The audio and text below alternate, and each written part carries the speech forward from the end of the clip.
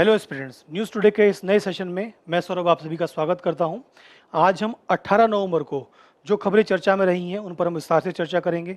साथ ही हम जानेंगे कि यूपीएससी का ट्रेंड उन पर क्या रहा है और आने वाले वर्षों में क्या किस प्रकार के प्रश्न उससे पूछे जा सकते हैं और इन टॉपिक्स को कैसे आपको तैयार करना चाहिए। तो सबसे पहले देखते हैं कि आज की जो हमारी प्रमुख सुर्खियाँ हैं वो क्या क्या हैं। तो सबसे पहले भारत के जो प्रधानमंत्री हैं उन्होंने औपनिवेशिक मानसिकता को समाप्त करने के लिए 10 वर्षीय राष्ट्रीय प्रतिज्ञा दिलाई है। इसके बारे में हम चर्चा करेंगे। दल बदल विरोधी कानून ये चर्चा में रहा है। ये क्यों चर्चा में है, ये क्या कानून होता है, 10वीं अनुसूची क्या है, इसको हम जानेंगे। वैज्ञानिक नदी बेसिन प्रबंधन ये चर्चा में रहा है, तो ये क्या होता है, इसको हम समझेंगे। भारत अफ्रीका संबंध में क्या अवसर और क्या चुनौतियां हैं, इसको हम समझेंगे। टाइगर रिजर्व की सुरक्षा को लेकर के जो उच्चतम न्यायालय है उन्होंने कुछ निर्देश दिए हैं, तो ये निर्देश क्यों दिए हैं, इसके क्या निहितार्थ हैं, इसको हम समझेंगे। अगर हम कुछ संक्षिप्त सुर्खियों की बात करें तो एलपीजी चर्चा में है, उसी तरीके से प्रिसीजन बायोथेरेप्यूटिक्स चर्चा में है, तेंदुआ यानी कि लेपर्ड चर्चा में है, संयुक्त राष्ट्र साइबर अपराध संधि चर्चा में है, 16वां वित्त आयोग चर्चा में है, अजय वॉरियर चर्चा में है। इसी प्रकार से कुछ और हमारी अन्य सुर्खियां रहेंगी जिनको हम विस्तार से आज के सेशन में कवर करने वाले हैं। चलिए आज की जो हमारी पहली मुख्य खबर है इस पर हम बात करते हैं। तुम्हारी पहली मुख्य खबर बात कर रही है दल बदल विरोधी कानून को लेकर के। तो ये जो कानून है ये कानून 1985 में लाया गया था और 52वें संविधान संशोधन द्वारा इसे लाया गया था। इस कानून को लाने का जो उद्देश्य था वो ये था कि जो कोई भी चुनाव हुए हमारे जो प्रतिनिधि हैं, तो वो प्रतिनिधि अगर चुन करके आते हैं, जनप्रतिनिधि चुन करके आते हैं, तो वो जिस पार्टी से चुन करके आ रहे हैं वो उसी पार्टी में रहें और जिससे जो राजनीतिक अस्थिरता का माहौल है वो कहीं ना कहीं सीमित हो। और चुनाव में और चुनाव होने के बाद जो एक हॉर्स ट्रेडिंग की स्थिति होती थी, धन और बाहुबल का जो उपयोग होता था उसे सीमित किया जाए और जो लोकतंत्र है लोकतंत्र को सही मायने में स्थापित किया जाए, ये इस उद्देश्य से लाया गया था।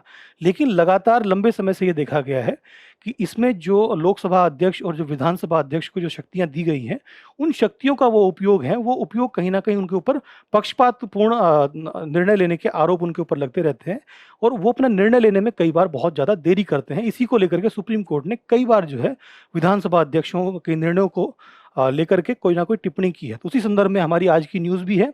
तो इसमें क्या है कि जो तेलंगाना विधानसभा के अध्यक्ष हैं उनको उच्चतम न्यायालय ने कहा है कि आपने जो अपना निर्णय लिया है वो निर्णय काफ़ी देरी से लिया है ना। तो ये जो निर्णय है इन्होंने 10वीं अनुसूची के तहत विधायकों को अयोग्य ठहराने में देरी के लिए उच्चतम न्यायालय ने जो तेलंगाना विधानसभा अध्यक्ष हैं उनको उन्होंने आगाह किया है। अब ये जो केस था वो केस क्या था, पदी कौशिक रेड्डी बनाम तेलंगाना राज्य, ये वो केस था।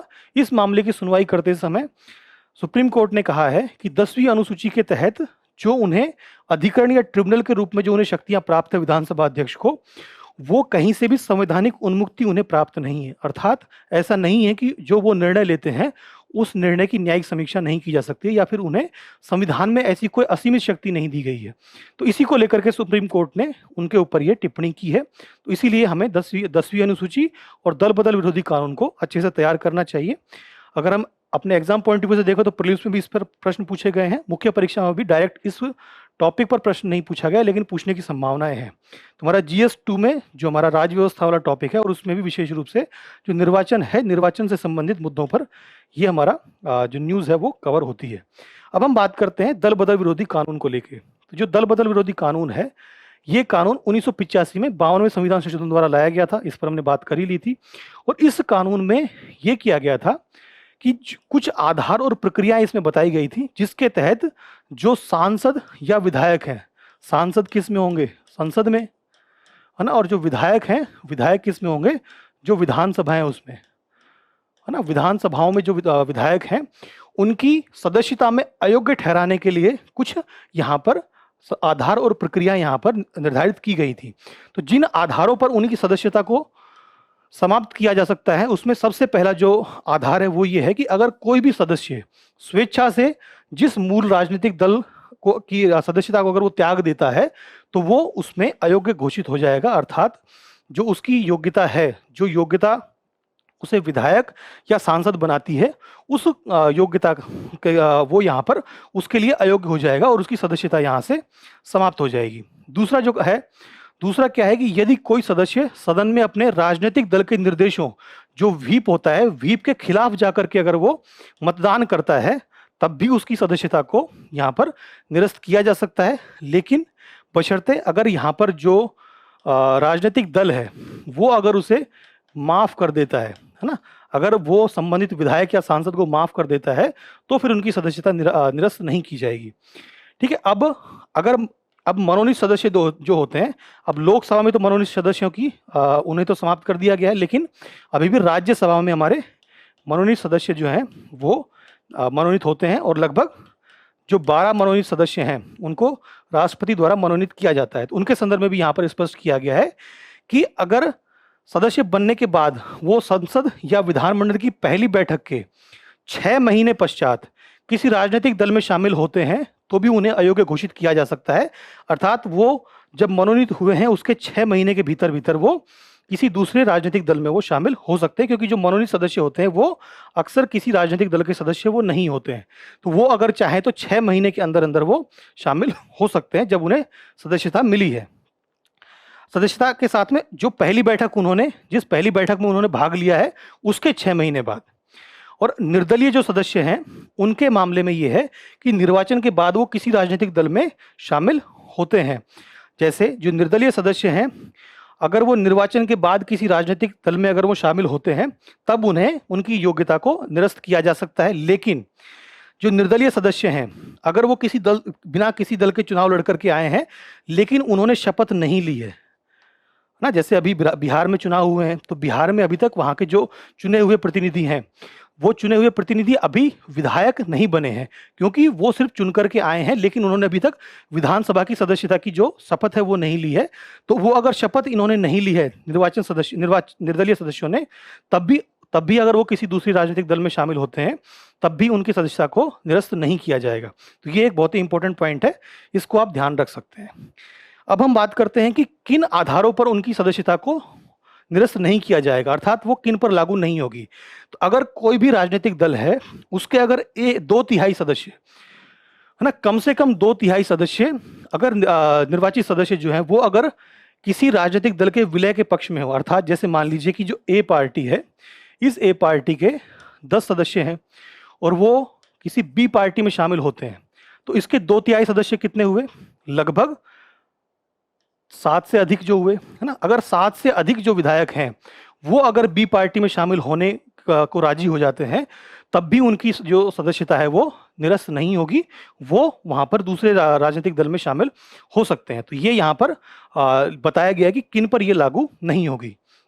अब इसका महत्व क्या है? हमने स्टार्टिंग में बात की थी कि ये अनुसूची जो है वो चुनाव में धन बल के प्रभाव को और साथ ही राजनीतिक दल में बार बार दल बदली को पर अंकुश लगाने के लिए इसे लाया गया था। 1960-70 के दशक में एक आयाराम गयाराम का एक बहुत ही इंटरेस्टिंग केस स्टडी थी कि उसमें हरियाणा के ये विधायक थे और इन्होंने एक ही दिन में लगभग 2 से 3 बार जो अपने राजनीतिक दल है उनको बदला था। तो उसी को लेकर के ये बहुत ही फेमस हो गया था कि आयाराम गयाराम की जो प्रवृत्ति है उसको हतोत्साहित करने और निर्वाचित जो सरकार है उसकी स्थिरता को बढ़ावा ये देती है। साथ ही जो दल बदल है, फ्लोर क्रॉसिंग की प्रवृत्ति को, मतदाता के जो जनादेश है उसको ये कमजोर कर सकता है। जैसे अगर मान लीजिए किसी जो जनता है, जनता ने किसी राजनीतिक दल को ध्यान में रख करके अगर किसी प्रतिनिधि को चुन करके भेजा है और वो अगर किसी दूसरी विरोधी विचारधारा वाले दल की सदस्यता अगर वो ग्रहण कर लेते हैं, तो ये तो जो हमारे जो चुने हुए जिन लोगों ने चुन करके भेजा है उनके साथ कहीं ना कहीं ये धोखा हुआ। तो ये लोकतंत्र की भावना के अनुरूप नहीं है और ये लोकतंत्र की भावना को नुकसान भी पहुंचाता है। तो ये इसका कुछ महत्व हो गया कि 10वीं जो अनुसूची है और दल बदल विरोधी कानून है उनका महत्व क्या है। अब हम बात कर लेते हैं कि यहाँ पर जो विधानसभा या लोकसभा अध्यक्ष है उनकी भूमिका पर लगातार क्यों प्रश्न चिन्ह उठते हैं, उन्हें क्या महत्वपूर्ण भूमिका इस अनुसूची के तहत दी गई है। तो यहाँ पर जो सदस्य की अयोग्यता वाली याचिकाएं होती हैं उनसे संबंधित जो निर्णय लिया जाता है वो उस सदन के अध्यक्ष, सभापति या पीठासीन अधिकारी द्वारा ये निर्णय लिया जाता है। अब यहाँ पर क्योंकि अध्यक्ष या सभापति होते हैं वो अक्सर सत्तारूढ़ दल के होते हैं, इसीलिए उन पर अपने दल के हित को ध्यान में रखते हुए याचिकाओं पर निर्णय लेने में देरी के आरोप यहाँ पर लगाए जाते रहे हैं। तो ये जो एक रीजन होता है कि क्योंकि अध्यक्ष या सभापति है उस सदन का, वो क्योंकि सत्तारूढ़ दल का सदस्य है, जिसकी वजह से वो अपने जो उसका मुख्य कार्य है जो अपने सदन की अध्यक्षता करना और उसके अनुरूप इस ऐसे मामलों पर निर्णय लेना, तो वो क्योंकि अगर उनके सत्तारूढ़ जो दल है उसके अगर हित में नहीं है तो वो यहाँ पर देरी दिखाते हैं और यही आरोप उन पर लगातार लगते रहते हैं। किहोतो होलोहान बनाम जालचिहू मामले में उच्चतम न्यायालय ने निर्णय दिया था कि सदन का अध्यक्ष या सभापति अधिकरण के रूप में कार्य करता है और इसीलिए उसके निर्णय की न्यायिक समीक्षा की जा सकती है। अर्थात जो यहाँ पर जो अध्यक्ष है, अध्यक्ष यहाँ पर उन्हें कोई न्यायिक उन्मुक्ति प्राप्त नहीं है, अर्थात उनका जो निर्णय होगा उसकी न्यायिक समीक्षा की जा सकती है। वो निर्णय किन आधारों पर लिया गया है, क्या उस निर्णय के पीछे कोई दुर्भावना तो नहीं है, इस प्रकार से उसकी न्यायिक समीक्षा की जा सकती है। अर्थात अगर कोई अभी प्रश्न आता है यूपीएससी में कि क्या 10वीं अनुसूची के तहत लोकसभा अध्यक्ष द्वारा लिए गए निर्णय की न्यायिक समीक्षा की जा सकती है, तो ये सही होगा, है ना। इसकी न्यायिक समीक्षा की जा सकती है और ये सुप्रीम कोर्ट ने किहोतो होलोहान जो केस है उसमें ये निर्णय दिया था। अब इससे संबंधित कुछ बहुत ही इंपॉर्टेंट और महत्वपूर्ण निर्णय रहे हैं, जैसे सादिक अली बनाम भारत निर्वाचन आयोग 1971 का जो निर्णय है, इसमें उच्चतम न्यायालय ने यह कहा था कि निर्धारित करने के लिए 3 परीक्षण सूत्र निर्धारित किया कि किसी गुट को निर्वाचन आयोग द्वारा मूल राजनीतिक दल के रूप में मान्यता दी जानी चाहिए या नहीं दी जानी चाहिए। अर्थात यहाँ पर जो मूल राजनीतिक दल है, जैसे कई बार जैसे आपने शिवसेना का एक बहुत ही इंपॉर्टेंट केस आपने देखा होगा कि शिवसेना अभी एक शिवसेना उद्धव ठाकरे है और एक शिवसेना जो वर्तमान में जिसके अध्यक्ष एकनाथ शिंदे हैं। तो उसमें जो ये ऐसे केसेस कई बार ऐसे सुप्रीम कोर्ट के सामने, निर्वाचन आयोग के सामने ऐसे केसेस आए थे जहां पर किसी राजनीतिक दल के बंटवारे को लेकर के कि कैसे बंटवारा किया जाना चाहिए। तो उसी के संदर्भ में यहाँ पर निर्वाचन आयोग के द्वारा सुप्रीम कोर्ट ने यहाँ पर 3 आधार यहाँ पर बताए थे। सबसे पहले संबंधित राजनीतिक दल के जो उद्देश्य हैं, क्या वो उद्देश्य किस गुट के पास में वो सही है, साथ ही संबंधित राजनीतिक दल का संविधान है वो संविधान कैसे है, और साथ ही उस राजनीतिक दल के विधायी सदस्य या संगठन के सदस्यों का बहुमत किस गुट के पास है, उस गुट को यहाँ पर निर्वाचन आयोग द्वारा वास्तविक राजनीतिक दल की मान्यता यहाँ पर दी जाएगी। और इसी के आधार पर जो वर्तमान में हम देखते हैं कि जो शिवसेना है उसे एकनाथ शिंदे का जो गुट था उनको वो मूल जो शिवसेना है उसका निर्णय वहाँ पर दिया गया था। तो ये 3 आधार यहाँ पर दिए गए हैं। अब यहाँ पर राजेंद्र सिंह राणा बनाम स्वामी प्रसाद मौर्य का केस है, जिसमें संबंधित सदन का अध्यक्ष या सभापति अयोग्यता पर निर्णय लेने की अनिश्चित काल तक की को स्थगित को नहीं कर सकता है। वो जो निर्णय ले रहा है उसे अनिश्चित काल तक का वो समय नहीं दे सकता है, उसे निर्णय जल्द से जल्द लेना चाहिए। अब यहाँ पर भी जो अनिश्चित काल है इसे भी कोई निश्चित समय सीमा यहाँ पर सुप्रीम कोर्ट ने भी नहीं बताई है ना, सुप्रीम कोर्ट ने भी नहीं बताई है, क्योंकि सुप्रीम कोर्ट अगर ये बताते हैं तो ये कहीं ना कहीं जो विधायिका है, विधायिका के कार्यों में जो न्यायपालिका का हस्तक्षेप यहाँ पर माना जाएगा। इसीलिए सुप्रीम कोर्ट ने लगातार कहा है कि ऐसे निर्णय को अनिश्चित काल तक नहीं रखा जा सकता है। आपको उस पर जब भी आपके पास समय हो, जब भी जल्द से जल्द आवश्यकता अनुरूप वहां पर निर्णय लिया जाना चाहिए। ठीक है। अब यहाँ पर किसम मेघचंद्र सिंह बनाम विधानसभा अध्यक्ष मणिपुर 2020 का ये वाद था। इसमें क्या था कि यहाँ पर जो सुप्रीम कोर्ट है उन्होंने कहा कि कुछ असाधारण मामलों को छोड़ करके आदर्श रूप से 3 महीने के भीतर निर्णय लेना चाहिए। जो यहाँ पर था, यहाँ पर अनिश्चित काल तक नहीं होना चाहिए, ये सुप्रीम कोर्ट ने कहा।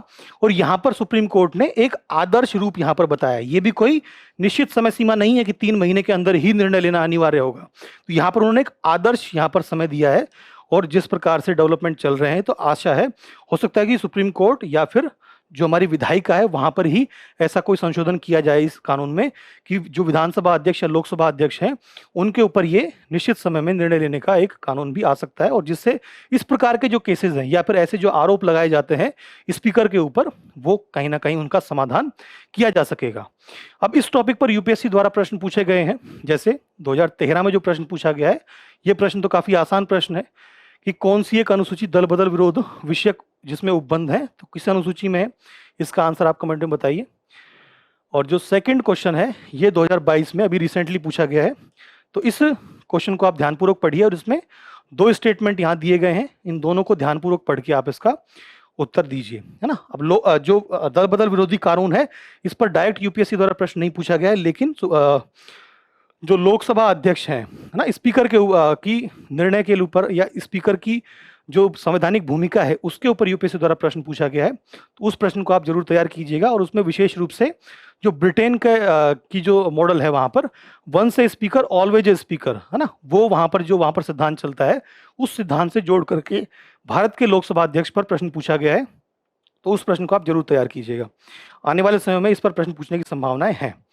अगला जो हमारी न्यूज़ है ये बात कर रही है औपनिवेशिक मानसिकता को समाप्त करने के लिए 10 वर्षीय राष्ट्रीय प्रतिज्ञा। ये अभी हाल ही में जो हमारे भारत के प्रधानमंत्री हैं उनके द्वारा एक वो भाषण दे रहे थे, जो रामनाथ गोयनका एक बहुत ही महत्वपूर्ण पत्रकारिता से संबंधित एक व्यक्तित्व रहे हैं, उन्हीं के नाम पर एक लेक्चर है, रामनाथ गोयनका लेक्चर। तो वहीं पर वो लेक्चर देते समय जो हमारे प्रधानमंत्री हैं, प्रधानमंत्री द्वारा ये कहा गया कि हम लोग अभी भी औपनिवेशिक मानसिकता से कहीं ना कहीं जुड़े हुए हैं और उस मानसिकता से निपटने के लिए हमें 10 वर्षीय प्रतिज्ञा लेनी चाहिए। तो इसीलिए ये न्यूज़ हमारी चर्चा में है। अगर हम एग्जाम पॉइंट से देखें तो हमारा GS1 का जो स्वतंत्रता पश्चात जो भारत है उससे जुड़ा हुआ हमारा ये टॉपिक हो जाता है। और यहीं पर प्रधानमंत्री ने मैकाले की विरासत में निहित औपनिवेशिक मानसिकता को समाप्त करने के लिए 10 वर्षीय राष्ट्रीय प्रतिज्ञा का आग्रह यहाँ पर सभी भारतीयों से उन्होंने किया है। तो अब हम जानते हैं सबसे पहले कि जो औपनिवेशिक मानसिकता है ये कैसे हमारे मतलब सबसे पहले तो कि औपनिवेशिक मानसिकता कैसे है ये समझना हमारे लिए जरूरी है।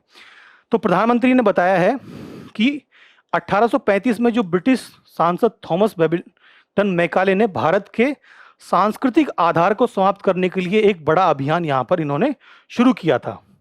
और ये अभियान क्या था कि 1835 में शिक्षा पर मैकाले मिनट जारी किया गया था। इस सभी को आपने कहीं ना कहीं जो आधुनिक भारत का इतिहास उसमें आपने पढ़ा होगा। और जो ये मिनट था उसमें क्या था कि जो संस्कृत, हिंदी, अरबी जैसी जो भारत की स्थानीय भाषाएं हैं उस समय, जो स्थानीय भाषाएं थी उनमें शिक्षा को निरर्थक घोषित किया गया कि इनमें जो है जो कानून की शिक्षा है, विज्ञान की शिक्षा है, चिकित्सा से संबंधित शिक्षा है, वो शिक्षा नहीं दी जा सकती है और सिर्फ अंग्रेजी में ही उस शिक्षा को दिया जा सकता है। अर्थात जो वैज्ञानिक अध्ययन है वो अंग्रेजी में ही किया जा सकता है। जो भारतीय भाषाएं हैं, संस्कृत, हिंदी, स्थानीय भाषाएं, अरबी हैं, इन भाषाओं में ये नहीं दिया जा सकता है। और इसी वजह से जो ब्रिटिश शिक्षा प्रणाली को उन्होंने लगातार बढ़ावा दिया। लेकिन महात्मा गांधी ने इस पर टिप्पणी की थी कि भारत की प्राचीन शिक्षा प्रणाली एक सुंदर वृक्ष थी जिसे उखाड़कर जो ब्रिटिशर्स ने उसे नष्ट कर दिया। तो जो ये मैकाले मिनट है ये कहीं ना कहीं जो भारत में हम वर्तमान में देखते हैं, आपने अक्सर ये फ्रेज सुना होगा कि अंग्रेज चले गए लेकिन इनको छोड़ गए।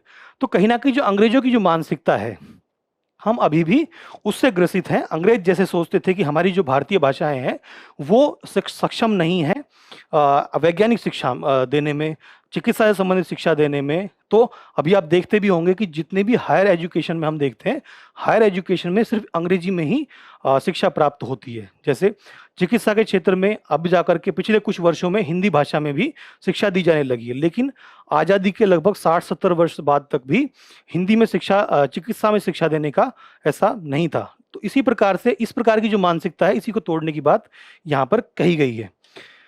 अब हम बात करते हैं कि जो ये औपनिवेशिक मानसिकता है इसमें भारत में क्या मुख्य तत्व विद्यमान है।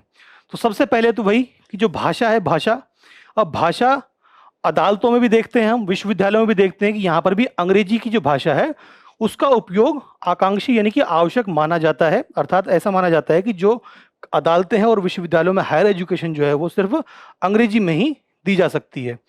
इससे कहीं ना कहीं जो गैर अंग्रेजी भाषी लोग हैं उनके लिए वहां पर पहुंच में बाधा उत्पन्न होती है, वो उच्च शिक्षा प्राप्त करने में भी उन्हें समस्या होती है और अदालतों में भी उन्हें कार्यवाही में समस्या होती है।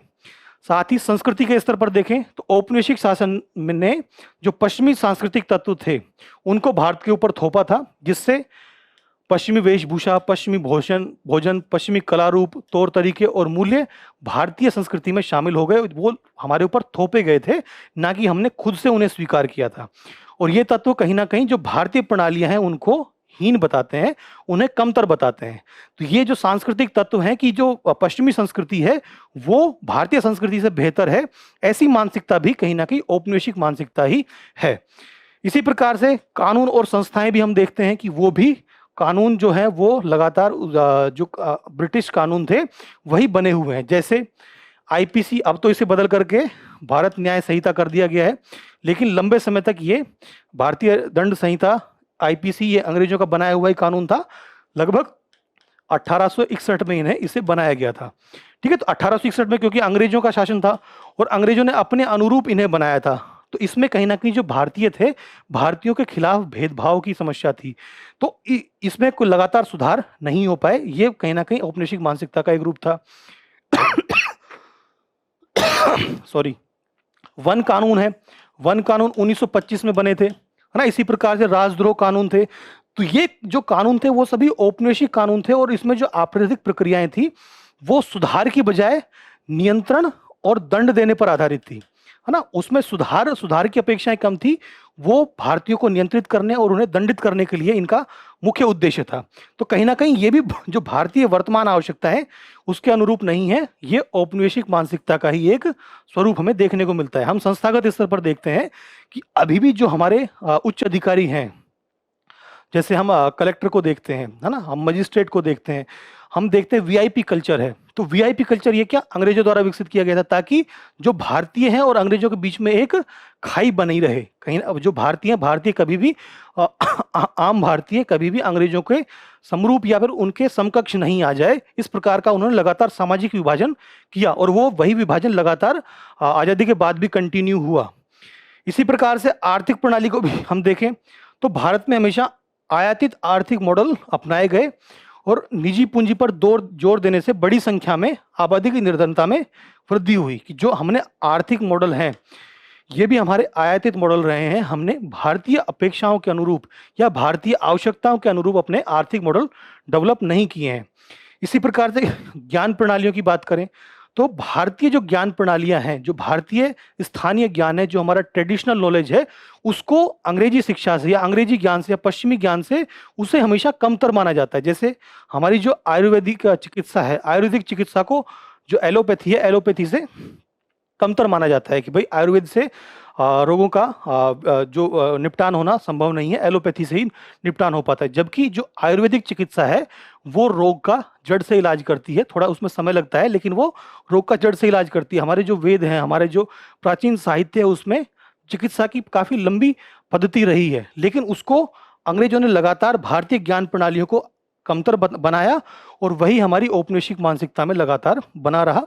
लेकिन वर्तमान में हम देखते हैं कि पिछले कुछ वर्षों में जो भारतीय ज्ञान है उसको और बेहतर बनाने के लिए, जैसे हम देखते हैं टीकेडीएल जैसी जो कहीं ना कहीं नई पहलें हुई हैं, जिनसे कि जो भारतीय ज्ञान है उसका हम लगातार आगे बढ़ता हुआ स्वरूप हम देखते हैं। जैसे हल्दी का एंटीबायोटिक के रूप में, एंटीसेप्टिक के रूप में उपयोग वैश्विक रूप से उसका स्वीकृत हुआ है, जबकि भारतीय संस्कृति में इसका उपयोग लंबे समय से किया जाता रहा था।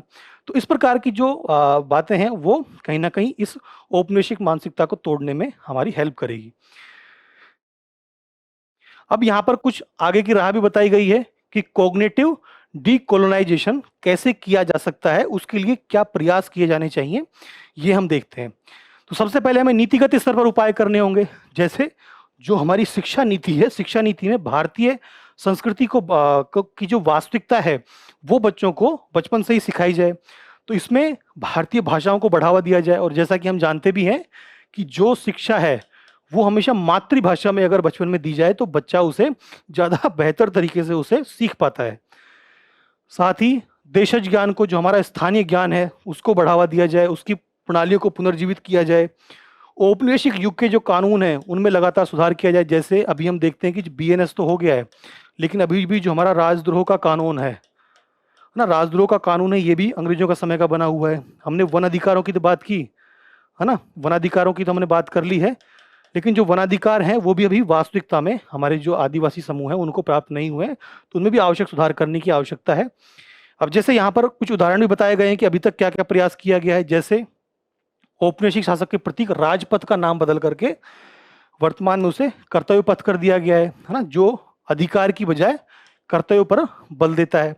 इसी प्रकार से सांस्कृतिक पुनरुद्धार का प्रयास किया गया है, जिसमें स्वदेशी त्योहारों, शिल्पों का पुनरुत्थान और उनका उसमें गर्व में वृद्धि करने पर विशेष बल दिया जाता है। जैसे अंतर्राष्ट्रीय योग दिवस ये 21 जून को मनाया जाता है और अब तो वैश्विक स्तर पर 21 जून को अंतर्राष्ट्रीय योग दिवस मनाया जाता है। वैश्विक रूप पर भारतीय जो संस्कृति है उसकी स्वीकार्यता बढ़ी है ना। जैसे आप देखते हैं कि अंग्रेज योग नहीं योगा बोलते हैं, है ना। वहाँ पर एक लंबे समय से वहाँ पर जो योगा है, योगा को काफ़ी बेहतर माना जाता है, लेकिन उन्हें ये स्वीकार करने में दिक्कत होती थी कि ये भारतीय संस्कृति से आया है। लेकिन वर्तमान में जो योग है, योग को भारतीय स्वरूप को उसको स्वीकार किया गया है।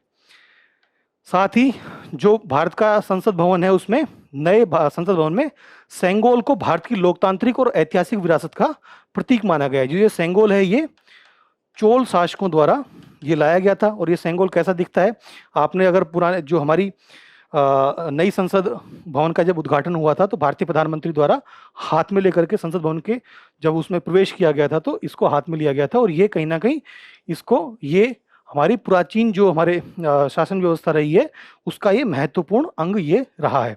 तो इस प्रकार से जो भारतीय विरासत रही है, भारतीय संस्कृति रही है, उसको पुनर्जीवित करने का प्रयास लगातार किया जाता रहा है। सॉरी, अब कुछ व्यवहारिक परिवर्तन भी लगातार किए गए हैं, जैसे आत्मनिर्भर भारत पर ध्यान केंद्रित किया जा रहा है। इसमें नवाचार, स्थानीय शासन, सार्वजनिक जीवन में भारतीय विचारों को अपनाने पर बल देने की बात की जा रही है। जैसे जो मिशन लाइफ है, मिशन लाइफ कहीं ना कहीं जो हमारी संधारणीय शैली है, जो भारतीयों की संधारणीय शैली है, उसको ये बढ़ावा देती है। हम प्रकृति पूजक हैं, है ना, हमारी संस्कृति में प्रकृति पूजा की जाती है, यानी कि प्रकृति को एक बहुत ही महत्वपूर्ण स्थान हमारी संस्कृति में दिया गया है। तो इसी प्रकार से जो मिशन लाइफ है, मिशन लाइफ आने वाले 5 वर्षों में जो सतत विकास को बढ़ावा देता है, संधारणीय विकास को ये बढ़ावा देता है, और पर्यावरणीय शैली के अनुरूप हमारी जीवन शैली में परिवर्तन करने की ये उस पर बल देता है कि हमारी जो जीवन शैली है वो कहीं ना कहीं पर्यावरण के अनुरूप हो, ना कि पर्यावरण को नुकसान पहुंचाने वाली हो। तो इस प्रकार के जो कुछ प्रयास हैं वो अभी तक किए गए हैं औपनिवेशिक मानसिकता को समाप्त करने के लिए। अब इस पर यूपीएससी किस प्रकार से प्रश्न पूछ सकता है, तो ये एक प्रश्न हो सकता है कि भारत में औपनिवेशिक मानसिकता के प्रभाव आज भी शासन, प्रशासन, शिक्षा, न्याय व्यवस्था और सामाजिक व्यवहार में विभिन्न रूपों में दिखाई देते हैं। औपनिवेशिक मानसिकता की ऐतिहासिक जड़ों, उसके वर्तमान प्रभावों की चर्चा कीजिए, साथ ही इसको समाप्त करने हेतु आवश्यक नीतिगत, संस्थागत और सामाजिक सुधारों का मूल्यांकन कीजिए। तो इसमें आपको बताना है कि वर्तमान में किन किन विभिन्न रूपों में हमें औपनिवेशिक मानसिकता दिखाई देती है। अब वो औपनिवेशिक मानसिकता की ऐतिहासिक जड़ें क्या हैं और उनके क्या प्रभाव हम वर्तमान में भारतीय समाज पर हम देखते हैं, और इन्हें समाप्त करने के लिए हमें किन प्रकार के प्रयास करने होंगे। तो ये मुख्य रूप से इसके मोटा मोटी 4 भाग हो जाएंगे। इन चारों भाग में किन किन पॉइंट्स को आप शामिल करेंगे, इसे जरूर आप अपने आंसर में बताइएगा। हमारी थर्ड न्यूज पे आते हैं। तुम्हारी थर्ड न्यूज बात करती है कि टाइगर रिजर्व की सुरक्षा के लिए उच्चतम न्यायालय द्वारा निर्देश यहाँ पर दिए गए हैं कि जो टाइगर रिजर्व्स हैं उनमें लगातार ये देखने को मिल रहा है कि मानव वन्य जीव संघर्ष लगातार बढ़ रहे हैं। तो उसमें उसको सुरक्षित रखने के लिए सुप्रीम कोर्ट ने कुछ निर्देश दिए हैं, है ना। तो ये उच्चतम न्यायालय ने देश में टाइगर रिजर्व की सुरक्षा के लिए कुछ निर्देश जारी किए हैं, और ये निर्देश बढ़ते मानव वन्यजीव संघर्षों से निपटने के लिए जारी किए गए हैं। और जो मानव वन्यजीव संघर्ष है, ये क्यों हो रहा है, उनके पर्यावास का क्षरण हो रहा है, अनियंत्रित पर्यटन और बाघ गलियारों में के विखंडन के कारण इस प्रकार के संघर्षों में वृद्धि देखी जा रही है। अगर हम एग्जाम की पॉइंट ऑफ व्यू से देखें तो हमारा GS3 का जो टॉपिक है जैव विविधता संरक्षण, उसमें ये हमारा कवर हो जाता है। अब हम अगर हम देखते हैं कि आपने अक्सर ये सुना होगा कि जो मानव वन्यजीव संघर्ष है वो लगातार बढ़ रहे हैं। तो वो क्यों बढ़ रहे हैं, इसका जो मूल कारण है वो मैं आपको समझाने का प्रयास करता हूं। तो जितने हमारे टाइगर रिजर्व्स हैं, वो टाइगर रिजर्व्स कुछ इस प्रकार से बटे हुए होते हैं। ये जो होता है, ये होता है कोर जोन, है ना। ये जो येलो पार्ट है ये कोर जोन होता है, और यहाँ पर जो टाइगर है ना, यहाँ पर हमारे टाइगर पाए जाते हैं। और ये जो छोटे छोटे यहाँ पर जो पैचेज बने हुए हैं, ये पैचेज जो है यहाँ पर भी टाइगर पाए जाते हैं। और जो ये बाकी का जो क्षेत्र है, ये क्षेत्र होता है बफर जोन। तो एक तो बड़ा कोर जोन हुआ, और साथ में कुछ छोटे छोटे पैचेज होते हैं जहां पर ये सघन वन होते हैं। तो इन सघन वनों में भी टाइगर पाए जाते हैं, और यहाँ पर जो टाइगर है एक स्थान से दूसरे स्थान पर यहाँ पर लगातार वो ट्रेवल करते हैं। और जो ये बाकी का जो बफर जोन है, इस बफर जोन में बहुत सी ऐसी मानवीय और आर्थिक गतिविधियां होती हैं। जैसे यहाँ पर हम देखते हैं कि यहाँ पर हम परिवहन के साधन भी देखते हैं, यहाँ पर सड़कें भी देखते हैं, यहाँ पर हम रेल परिवहन भी देखते हैं, साथ में यहाँ पर घर भी बने हुए होते हैं, मानव आबादी भी यहाँ पर होती है। साथ में यहाँ पर कुछ जो कृषि क्षेत्र है वो भी होता है, चाय के बागान होते हैं, मत्स्य पालन भी यहाँ पर हो सकता है। तो इस प्रकार से बहुत सी मानवीय गतिविधियां भी इन क्षेत्रों में हो रही होती है। तो इन क्षेत्रों में जब भी टाइगर एक जो ये छोटे-छोटे पैचेस बने हुए होते हैं और जो कोर एरिया है, इनके बीच जब टाइगर ट्रैवल करेगा, तो ये ट्रैवल करेगा तो उस समय उसकी कहीं न कहीं मानवों से झड़प उनकी होने की संभावना बढ़ती रहेगी। और यहाँ पर लगातार हम देखते हैं कि जो कोर ज़ोन है, कोर ज़ोन में लगातार जो संक्रमण है ना? जो इसका सॉरी, अगर यहाँ पर लगातार जो मानव है, मानव का हस्तक्षेप यहाँ पर लगातार बढ़ रहा है, तो कहीं न कहीं जो इनका पर्यावास, जो इनका मूल पर्यावास है, उसको नुकसान पहुँच रहा है। और इनके एक ज़ोन से दूसरे ज़ोन में जब इनका मूवमेंट होता है, तो उस मूवमेंट में भी जो मानव वन्यजीव संघर्ष है, वो देखा जाता है। और उसका जो मूल कारण है वो क्या है कि कोर एरिया में तो किसी भी प्रकार की गतिविधि की अनुमति नहीं है, लेकिन जो बफर ज़ोन है, इस बफर ज़ोन में बहुत सी मानवीय और आर्थिक गतिविधियों की यहाँ पर अनुमति होती है। तो ये कहीं न कहीं कारण है जिसकी वजह से हम लगातार मानव वन्यजीव संघर्ष देखते हैं। अब सुप्रीम कोर्ट ने क्या कहा है? सुप्रीम कोर्ट ने सबसे पहले कहा है कि जो टाइगर सफारी है इसको प्रतिबंधित किया जाए। और ये जो सफारी है ये सिर्फ बफर क्षेत्रों में और गैर वन या निम्नलिखित वन, अर्थात जो वन सघन नहीं है, है ना?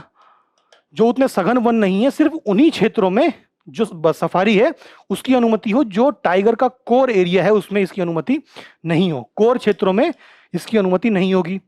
साथ ही रात्रिकालीन पर्यटन जो हम देखते हैं कि वर्तमान में काफी ज्यादा बढ़ रहा है। जैसे एग्जाम्पल के तौर पे मैंने आपको दिखाया,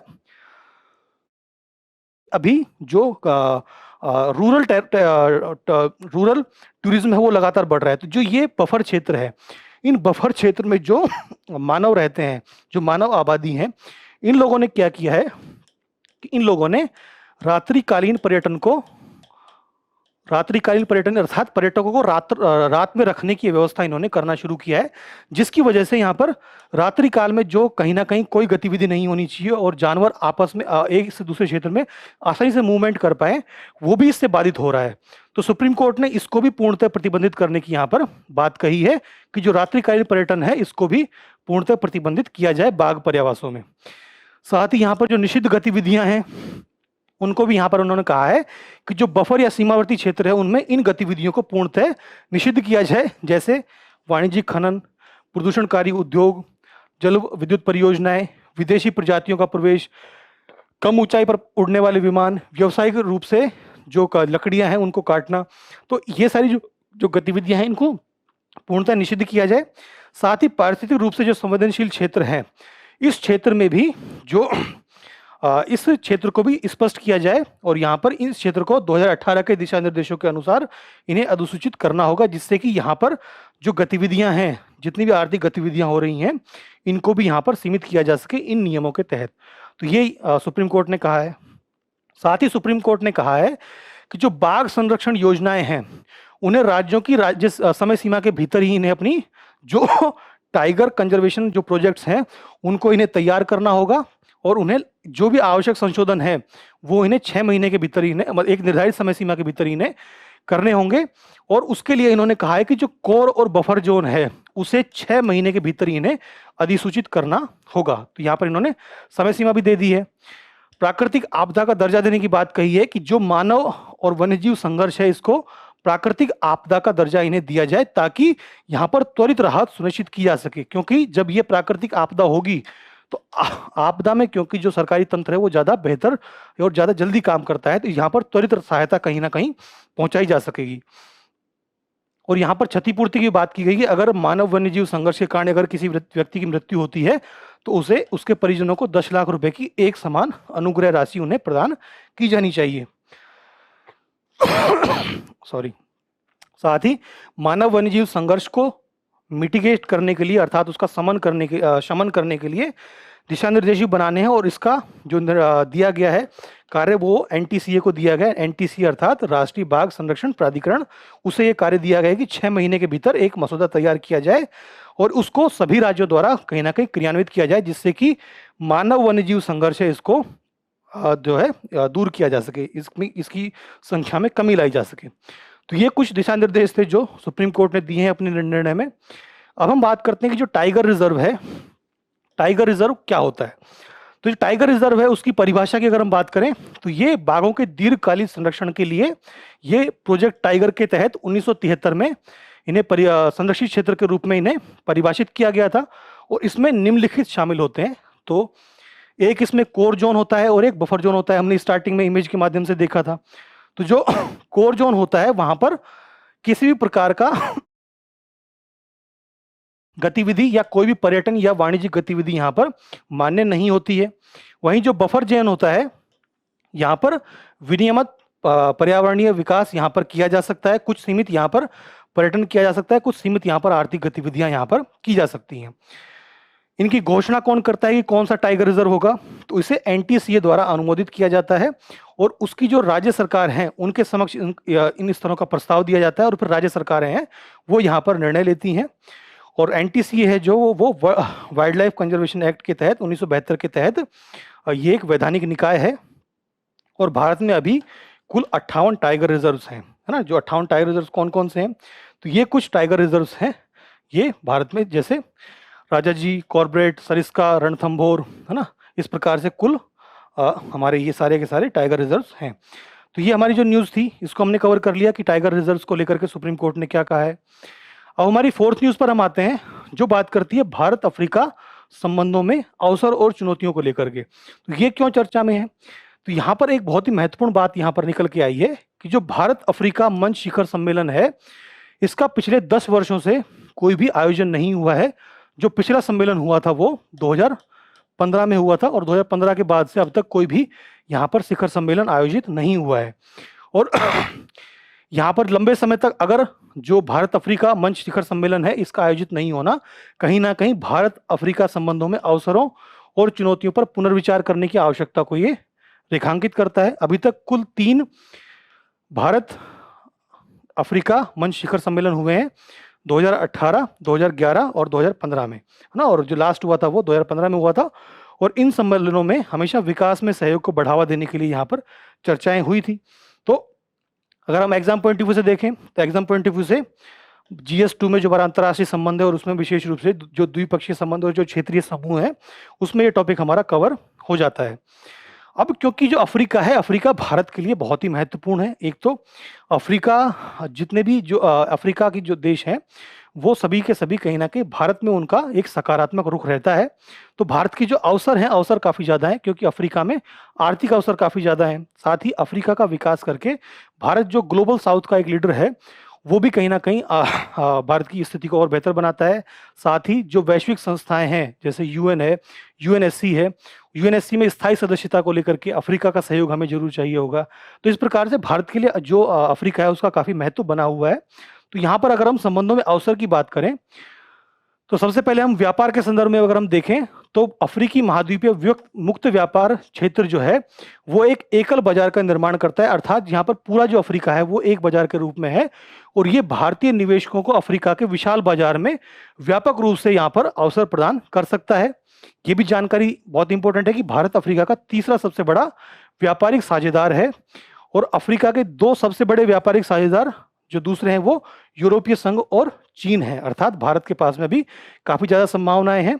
और भारत का जो द्विपक्षीय व्यापार है अफ्रीका के साथ वो लगभग 100 अरब डॉलर से अधिक है और अभी इसमें काफ़ी ज़्यादा संभावनाएं हैं।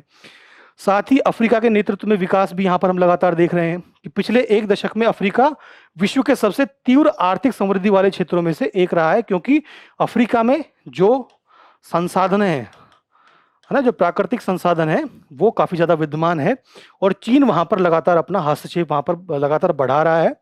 तो और इस समृद्धि में ये समृद्धि होने से अफ्रीका में उपभोक्ता बाजार का भी लगातार यहाँ पर विस्तार हुआ है, युवा कार्यबल बढ़ा है और विशाल बाजार में अवसर भी बढ़ रहे हैं। तो जितने ज़्यादा उपभोक्ता होंगे उतना बड़ा बाजार होगा और उतना ही बड़ा भारत अपनी वस्तुओं को और सेवाओं को वहाँ पर बेच पाएगा, जो कि भारत के लिए एक बहुत ही अच्छा आर्थिक अवसर प्रदान करता है।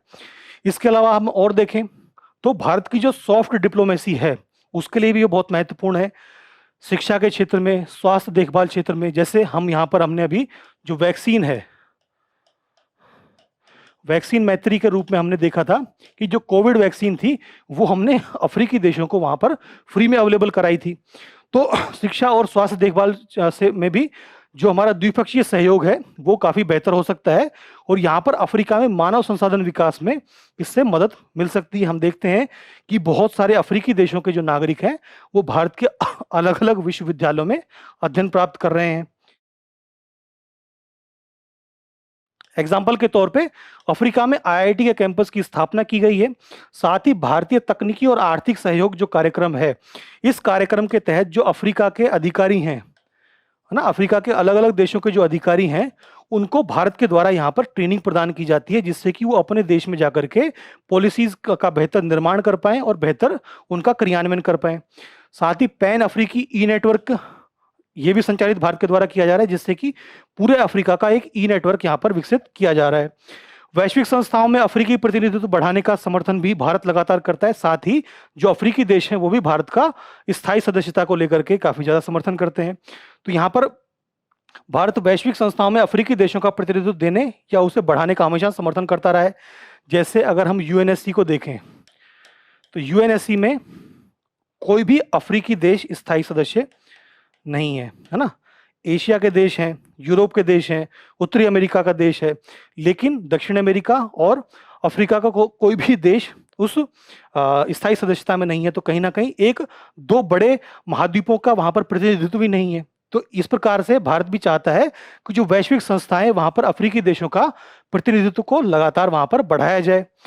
और ये कदम भारत के दक्षिण दक्षिण सहयोग, साउथ साउथ कोऑपरेशन और ग्लोबल साउथ के नेतृत्व को भारत ये मजबूत करता है।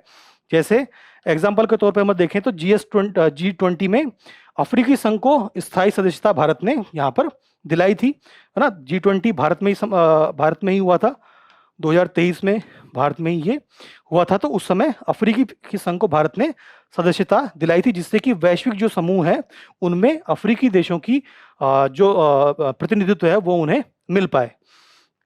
अगर हम प्रौद्योगिकी के संदर्भ में देखें तो यहाँ पर भी भारत अपनी डिजिटल पब्लिक इंफ्रास्ट्रक्चर यानी कि जो हमारी इंपॉर्टेंट डीपीआईज हैं उनके माध्यम से यहाँ पर अफ्रीका में डिजिटल अवसंरचना का विकास यहाँ पर लगातार कर रहा है। जैसे एग्जाम्पल के तौर पर अगर हम देखें तो सोलर मामा करके भारत द्वारा एक प्रोग्राम चलाया जाता है, जिसमें जो अफ्रीकी देश हैं उनको सोलर पैनल्स हैं वो प्रोवाइड किए जाते हैं, जिससे कि वहां पर जो सोलर ऊर्जा उपलब्ध है उसके माध्यम से वो विद्युत की आपूर्ति वहां पर की जा सके। इसी प्रकार से भारत वहां पर लगातार जो डिजिटल इंफ्रास्ट्रक्चर है उसको बढ़ावा देने का कोशिश करता है। भारत लगातार कोशिश कर रहा है कि कुछ देशों में जो भारत का यूपीआई है, यूपीआई भी वहां पर उसका भी उपयोग किया जा सके। इसी प्रकार से आप देखें तो जो अफ्रीकी देश है उसमें भारत की एयरटेल कंपनी का काफी इंपॉर्टेंट योगदान है। साथ ही जो भारत की टीवीएस कंपनी है ना, टाटा है, तो ये भारत की कंपनियां हैं जो वहां पर लगातार सेवाएं प्रदान करती हैं और वहां के डिजिटल इंफ्रास्ट्रक्चर को बढ़ावा देने की ये सभी कोशिश करती है। भारत सरकार भी ये कोशिश करती है। लेकिन इन सारे अवसरों के साथ में कुछ चुनौतियां भी हमारे सामने विद्यमान है, जैसे प्रतिस्पर्धा और ऋण जाल। हम हमेशा जब भी बात करते हैं ऋण जाल की, तो ऋण जाल की बात करते हुए चीन का नाम हमेशा आपके दिमाग में आ जाना चाहिए कि चीन जो है, चीन लगातार बहुत ही एग्रेसिवली इन देशों में निवेश कर रहा है। तो भारत जो है, भारत की जो परियोजनाएं होती हैं वो उन देशों की आवश्यकता के अनुरूप होती हैं, उनकी मांग के अनुरूप होती हैं। जबकि जो चीन जो निवेश करता है, चीन हमेशा अपनी आवश्यकताओं के अनुरूप निवेश करता है और अपनी आवश्यकताओं के अनुरूप वहां पर परियोजनाएं संचालित करता है। तो यहाँ पर हमें हमेशा अफ्रीका में चीन के साथ में हमें निवेश की प्रतिस्पर्धा देखने को मिलती है और चीन का निवेश अफ्रीकी देशों को ऋण जाल में फंसाता है, जिससे जो ये देश हैं ये किसी और देश के साथ में जो आर्थिक संबंध है उस पर या समझौते हैं वो करने में कहीं ना कहीं विफल हो जाते हैं, क्योंकि चीन क्या करता है कि ऋण जाल में उन्हें फंसा करके अपने अनुरूप नीतियों का निर्माण कराता है ना। हमने भारत के आसपास हम देखा है, हमने पाकिस्तान को देखा है, हमने जो श्रीलंका का केस देखा है, मालदीव का केस हमने देखा है। तो इस प्रकार से जो चीन है अपनी ऋण जाल कूटनीति में उन्हें फंसा लेता है। साथ ही भारतीय परियोजनाएं जो है वो देरी से पूरी होती हैं, क्योंकि भारतीय परियोजना में नौकरशाही संबंधी जो समस्याएं हैं, भूमि अधिग्रहण है, वित्त पोषण जैसी कुछ जो महत्वपूर्ण समस्याएं हैं वो कहीं ना कहीं यहाँ पर रहती हैं, जिससे भारत की जो परियोजना है वो पूरी क्षमता के उपयोग में बाधा उत्पन्न होती है, जिससे जो विश्वास है ना, जो विश्वास है वो कहीं ना कहीं कम होता है। और इसीलिए ये जो देश है ये चीन के साथ में अपना समझौता करने को बाध्य हो जाते हैं। साथ ही कुछ भू राजनीतिक चुनौतियां भी देखने को मिलती है, जैसे वहां पर राजनीतिक अस्थिरता एक बड़ा मुद्दा है। जैसे हमने देखा था कि युगांडा में जब युगांडा में जब वहां पर जब तानाशाही आई तो जो भारतीय थे, भारतीयों को वहां से भगा दिया गया था। तो इस प्रकार की बहुत सी राजनीतिक अस्थिरताएं भी हमें देखने को मिलती है, जहां पर बहुत सी सैन्य तख्तापलट की घटनाएं हैं। साथ ही जो हिंद महासागर क्षेत्र है उसमें व्यापारिक जहाजों में समुद्री डकैती या पायरेसी, है ना, इसमें सोमालिया का बहुत ही महत्वपूर्ण योगदान होता है, क्योंकि वहां पर राजनीतिक स्थिरता नहीं है। समुद्री आतंकवाद का सामना करना पड़ता है। तो ये कुछ समस्याएं हैं जो भू राजनीतिक चुनौतियां भारत के समक्ष उत्पन्न होती हैं, और इसी वजह से जो भारतीय निवेश है वो सुरक्षित नहीं हो पाता है, और दीर्घकालिक परियोजनाओं में कहीं ना कहीं संदेह वहां लगातार बना रहता है। तो ये कुछ जो मुख्य चुनौतियां हैं वो भारत और अफ्रीका संबंधों में बनी हुई हैं। अब इनके समाधान के लिए जो हमारे प्रधानमंत्री हैं, ये कंपाला कहाँ पर है? कंपाला है, युगांडा की राजधानी है कंपाला, है ना, युगांडा की राजधानी है कंपाला। और 2018 में भारतीय प्रधानमंत्री ने युगांडा की यात्रा की थी, और वहां पर कंपाला में उन्होंने भारत अफ्रीका संबंधों को लेकर के ये 10 सिद्धांत, मार्गदर्शक 10 सिद्धांत इन्होंने दिए थे। तो उसमें क्या क्या है? सबसे पहला है कि अफ्रीका के साथ में भारतीय सहभागिता को मजबूत करना और उसे विस्तार प्रदान करना, अफ्रीका के विशाल बाजार में अधिक पहुंच सुनिश्चित करना और अधिक निवेश को बढ़ावा देना, कृषि उत्पादकता में वृद्धि करना, आतंकवाद से निपटने में संयुक्त रूप से कार्य करना, शांति और सुरक्षा को बढ़ावा देना, अफ्रीकी युवाओं को की आकांक्षाओं को की पूर्ति के लिए प्रोत्साहित करना और उनको सहयोग देना, स्थानीय स्तर पर क्षमताओं और अवसरों का निर्माण करना, अफ्रीका के विकास में सहायता और डिजिटल प्रौद्योगिकी का उपयोग करना, जलवायु परिवर्तन की चुनौतियों का समाधान करना, है ना, इसके लिए जो स्वच्छ टेक्नोलॉजी है ना, स्वच्छ जो तकनीकी है वो प्रदान करना। हमने अभी बात की थी सौर ऊर्जा के संदर्भ में, है ना। तो जो हमारा ISA है, ISA इसमें महत्वपूर्ण भूमिका निभा रहा है। साथ ही सभी के लिए स्वतंत्र और खुले महासागर सुनिश्चित करना हमेशा भारत का ये प्रयास रहा है कि जितने भी महासागरीय मार्ग हैं वो सभी के लिए हो और वो सभी के लिए खुले हों। साथ ही न्यायपूर्ण प्रतिनिधि आधारित और लोकतांत्रिक वैश्विक व्यवस्था स्थापित करने में सहयोग करना। ये कुछ यहाँ पर 10 सिद्धांत भारतीय प्रधानमंत्री द्वारा दिए गए थे। इन्हें कंपाला सिद्धांत के रूप में भी माना जाता है, जो कि अफ्रीका और भारत के बीच में सहयोग बढ़ाने के लिए इनका उपयोग किया जाना चाहिए। अब इस टॉपिक पर यूपीएससी द्वारा 2016 में प्रश्न पूछा गया, क्योंकि 2015 में ये सम्मेलन हुआ था। तो यहाँ पर 2 स्टेटमेंट हैं, इनको ध्यानपूर्वक पढ़ के आप बताइए कि कौन सा इसमें से सही होगा। हाँ, तो इसका सही आंसर बताइए। अब आज की जो हमारी अंतिम खबर है, इस पर हम बात करते हैं वैज्ञानिक नदी बेसिन प्रबंधन, है ना, कि जो हमारी नदियां हैं, नदियों का जो बेसिन प्रबंधन है वो वैज्ञानिक रूप से किया जाए। तो इसको लेकर के जो राष्ट्रीय स्वच्छ गंगा मिशन है, इसने वैज्ञानिक नदी प्रबंधन को मजबूत करने के लिए अनुसंधान परियोजनाओं को मंजूरी दी है कि जो अलग अलग जो नदियां हैं उसमें वैज्ञानिक नदी प्रबंधन करने के लिए अनुसंधान किया जाए, जिससे कि बेहतर हम जल प्रबंधन और नदी प्रबंधन कर पाए। जो ये राष्ट्रीय स्वच्छ गंगा मिशन है, इसकी कार्यकारी समिति ने अनुसंधान आधारित नदी कायाकल्प पर जोर दिया है। साथ ही गंगा बेसिन में वैज्ञानिक समझ और डेटा संचालित नियोजन को मजबूत करने के उद्देश्य से प्रमुख शोध परियोजनाओं को अनुमति दी है।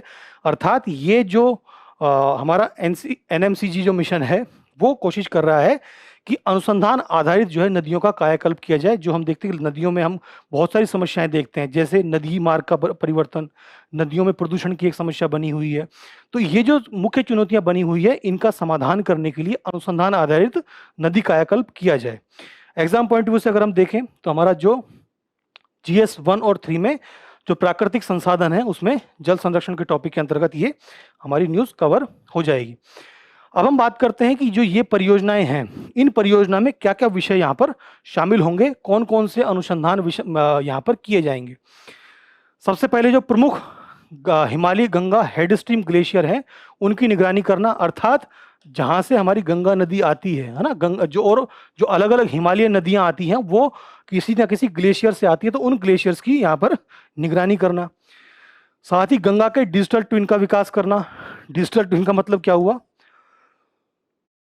कि एक तो हमारी जो भौतिक जो गंगा नदी है वो तो बह ही रही है, साथ ही उसका एक जो डिजिटल स्वरूप है वो विकसित करना, डिजिटल मॉडल बनाना, ताकि और वो AI संचालित होगा। उसके पास में जो गंगा का बहने का जो मार्ग है उसके उससे जुड़े हुए जो डेटा हैं, साथ ही सैटेलाइट उसके पास इमेजरी लगातार आएगी, रिमोट सेंसिंग जैसी टेक्नोलॉजी का उपयोग किया जाएगा, जिससे कि समय रहते ये पता चल पाए कि अगर गंगा जो ग्लेशियर वो पिघल रहे हैं, गंगा में जो पानी आ रहा है, उस पानी के आने से आगे आने वाले समय में किस प्रकार की चुनौतियां आ सकती हैं।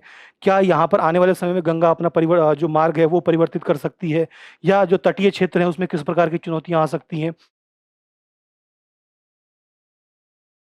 तो ये सभी जो जानकारी है वो डिजिटल ट्विन के माध्यम से हम प्राप्त कर पाएंगे। और ये जो डिजिटल ट्विन टेक्नोलॉजी है, ये लगातार अब हर क्षेत्र में इसका प्रयोग करने की का यहाँ पर प्रयास किया जा रहा है। साथ ही उच्च रेजोल्यूशन वाले सोनार आधारित नदी सर्वेक्षण यहाँ पर किए जाएंगे। जो सोनार है, ये हमारी जो साउंड वेव्स होती हैं, उसके माध्यम से नदी सर्वेक्षण करने का प्रयास किया जाएगा। साथ ही जो प्राचीन जल मार्ग हैं, उनके माध्यम से प्रबंधित जलभृत पुनर्भरण करना, अर्थात जो पुराने जल मार्ग हैं, इनके द्वारा जो जल हमारा जो भूजल है उसको पुनर्भरण करना, ये किया जाएगा। साथ ही एक ऐतिहासिक भूस्थानिक नदी डेटाबेस का निर्माण करना, जिससे कि आने वाले समय में हम सही निर्णय ले पाएं कि जो नदियां हैं, नदियों का क्या मार्ग रहा है, कितना पानी उनमें किस समय आता था। तो इस प्रकार का जो डेटा है वो रहेगा, उससे आने वाले समय में बेहतर निर्णय लिया जा सकेगा। अब हम बात करते हैं यहाँ पर जो नदी बेसिन प्रबंधन है ना, जो रिवर बेड मैनेजमेंट है वो, या रिवर बेसिन मैनेजमेंट है, वो कैसे किया जाए और वो होता क्या है। तो ये जो आरबीएन होता है, ये उन सभी प्राकृतिक और कृत्रिम संरचना और प्रक्रियाओं के प्रबंधन को संदर्भित करता है जो नदी बेसिन के सभी जल संसाधनों से प्रत्यक्ष या अप्रत्यक्ष रूप से जुड़े हुए होते हैं। तो जो नदी से जुड़ा हुआ जितना भी डेटा है ना, और उससे जुड़ा हुआ जितना भी मैनेजमेंट है, वो सब कुछ यहाँ पर रिवर बेसिन मैनेजमेंट के तहत वो आता है। और इसमें कुछ जो प्रमुख घटक हैं वो यहाँ पर होते हैं। सबसे पहले संस्थागत व्यवस्था जो होती है, कि जो नदी है, नदी से संबंधित जो भी जितने भी प्रकार प्रशासनिक निकाय हैं, जैसे राष्ट्रीय गंगा परिषद है, राष्ट्रीय गंगा स्वच्छ गंगा मिशन है ना, राष्ट्रीय गंगा समितियां हैं, तो ये जितनी भी संस्थागत व्यवस्थाएं हैं ये इसके अंतर्गत आएंगी। सूचना प्रणालियां जितनी भी हैं, चाहे वो ऐतिहासिक मानचित्र हो, चाहे वो नदी तल के उच्च रेजोल्यूशन सर्वेक्षण हो, रिमोट सेंसिंग उपग्रह डेटा हो, है ना, या भूस्थानिक नदी डेटाबेस हो, ये सभी इसके अंतर्गत आएंगे।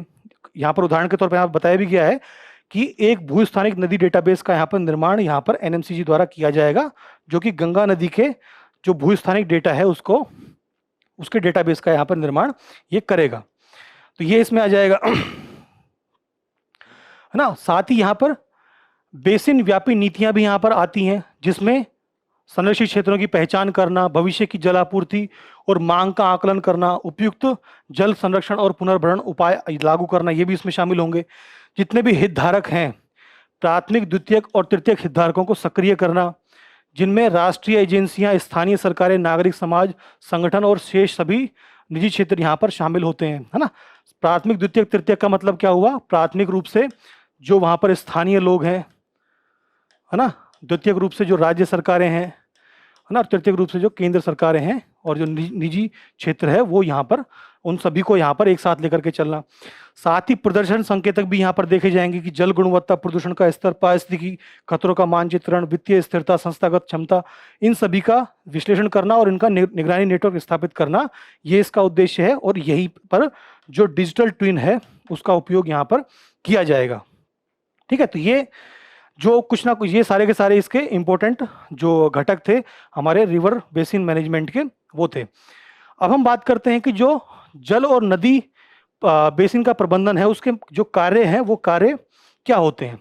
तो सबसे पहले यहाँ पर जल बजट जो है उसका यहाँ पर निर्धारण करना, जैसे स्थानीय स्तर और क्षेत्रीय स्तर पर जो जल बजट है, कि यहाँ पर कितना पानी आ रहा है, कितना यहाँ पर जा रहा है ना, उसका डेटा यहाँ पर रखना, उसका उपयोग कैसे किया जा रहा है और उनका उपयोग किन आवश्यकताओं पर किया जा रहा है, ये जानकारी देना। कारकों की पहचान, उनके प्रभावों का समन्वय करना, कि जो मानव उपयोग है, जलवायु परिवर्तन है, भूमि उपयोग है, भूमि आवरण परिवर्तन है, तो ये सारे जो मानव जनित कारण हैं और जो प्राकृतिक बदलाव हैं, उनसे किस प्रकार के प्रभाव हो सकते हैं, इन सब का समन्वय करना, ये भी जो नदी बेसिन प्रबंधन है उसका कार्य होता है। साथ ही स्थानीय और क्षेत्रीय जल संसाधनों की पहचान करना, कि किन संसाधनों से जो जल की आपूर्ति है वो यहाँ पर हो रही है। सीमाओं का निर्धारण करना, कि जो नदी है, नदी की जो सीमाएं हैं, जल संसाधन है, उनकी सीमाएं क्या हैं, ये निर्धारित करना। सभी दृष्टिकोणों से खतरे की पहचान करना और उनका समाधान करना है कि जल जो भी नदी है, नदी को किसी भी प्रकार का जो जो क्या बोलते हैं खतरा हो सकता है, जैसे वहां पर जो संकटग्रस्त जल है वो कौन कौन सा हो सकता है। जैसे हम देखते हैं कि जो औद्योगिक जल है ना, औद्योगिक जो जल है, जो दूषित जल है, वो सीधा का सीधा नदियों में तो नहीं छोड़ा जा रहा है, उसे उपचारित करके छोड़ना चाहिए, तो उसके संबंधित आवश्यक कदम उठाना, ये प्रयास करना। साथ ही सभी हितधारकों की यहाँ पर भागीदारी करना, जिससे कि जल की गुणवत्ता, मात्रा, जलीय जीवों से संबंधित विभिन्न मुद्दों की पहचान यहाँ पर की जा सके। तो ये कुछ जो महत्वपूर्ण कार्य हैं, ये हमारे जो नदी जल और नदी बेसिन है उसके ये कार्य होते हैं। अब हमने जो हमारी आज की इंपॉर्टेंट न्यूज़ थी उनकी हमने बात कर ली है। अब बात करते हैं हमारी आज की जो अन्य सुर्खियां हैं उनकी। तो चलिए, हमारी जो पहली सुर्खी है इसकी हम बात करते हैं। तो ये है लिक्विड पेट्रोलियम गैस को लेके, अर्थात द्रवित पेट्रोलियम गैस को लेके। तो अभी भारत और अमेरिका के बीच समझौता हुआ है, जिसमें 2026 में अमेरिका जो है भारत को लगभग 2.2 metric ton per annum LPG का भारत इससे आयात करेगा, जो भारत की लगभग 10% कुल मांग का ये हिस्सा होने वाला है। एलपीजी एक प्रकार की जो ये गैस है, अब ये जो गैस है ये लिक्विड रूप में ये होती है। तो इसकी जो संरचना होती है वो लगभग 50 से 60% इसमें प्रोपेन होती है और 40 से 50% यहाँ पर ब्यूटेन होती है ना। ये दोनों ही जो है वो कार्बन हाइड्रोजन का एक सम्मेलन होता है और ये दोनों ही ज्वलनशील गैसें होती हैं। और ये जो इसमें परसेंटेज है ये मौसम और जलवायु के अनुसार ये बदलता रहता है। उत्पादन और आयात की स्तर को हम देखें तो लगभग 12.8 मीट्रिक टन भारत खुद आयात उत्पाद करता है, जो हमारी कुल आवश्यकताओं का लगभग 35% है, और लगभग 21 मीट्रिक टन का हम आयात करते हैं, जो हमारी आवश्यकताओं का लगभग 65% है। आयात के स्रोत के रूप में कतर सबसे बड़ा स्रोत है और कतर में प्राकृतिक गैस के भंडार बहुत ज़्यादा हैं।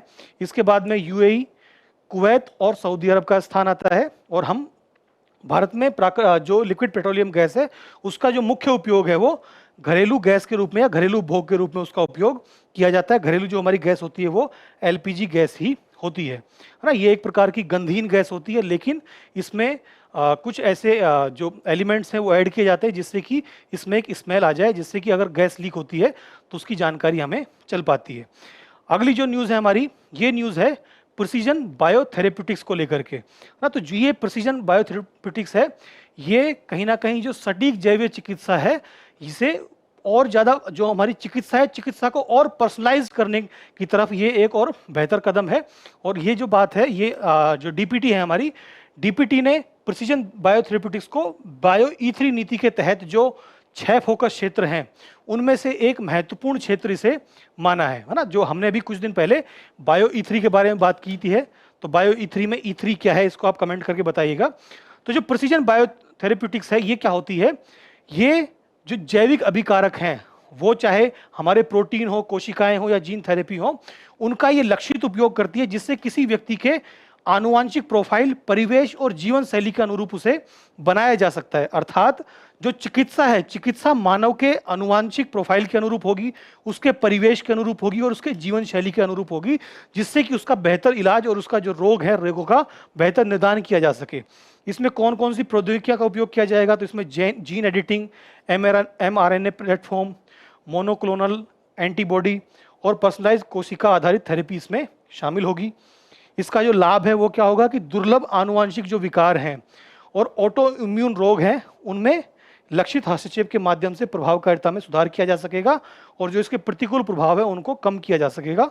ऑटो इम्यून रोग जो होते हैं वो ऐसे रोग होते हैं जब हमारे शरीर की जो एंटीबॉडी होती है, जो वो हमारी स्वस्थ कोशिकाओं को ही जब नुकसान पहुंचाने लग जाती है, तो उन रोगों को ऑटो इम्यून रोग कहा जाता है। और इस वर्ष का जो मेडिसिन में जो नोबेल प्राइज मिला है वो भी इसी रोग के इलाज के लिए, जो हमारी टी सेल्स हैं उसकी खोज के लिए मिला है। तो ये हमने न्यूज़ काफ़ी विस्तार से कवर की थी, तो उसका भी रिवीजन आप कर लीजिए एक बार लगे हाथों।